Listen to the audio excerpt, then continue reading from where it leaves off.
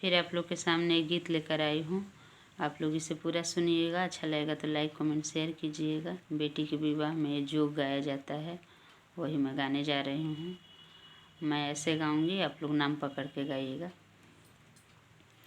बर घरे खोजे चलले पापा हो अपना पापा।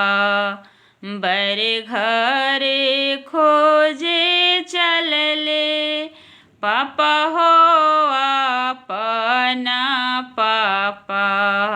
दुवरे सुंदर बेटी खाड़ माई है।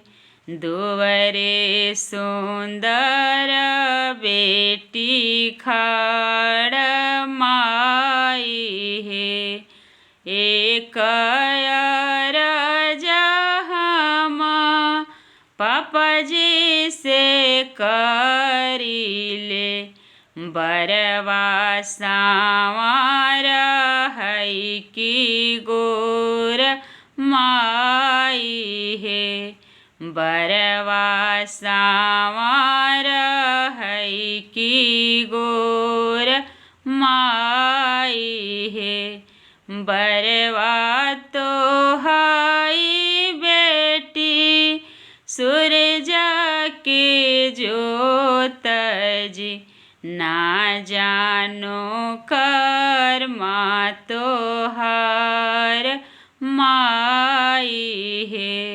ना जानो कर्मा तो हार माई है। कर्मा तो हाई पापा ब्रह्मा जी के लिखल। कर्मा तो हाई पापा ब्रह्मा जी के लिखल।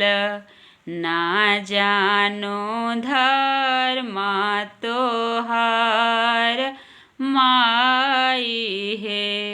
ना जानो धर्मा तो हार माई है।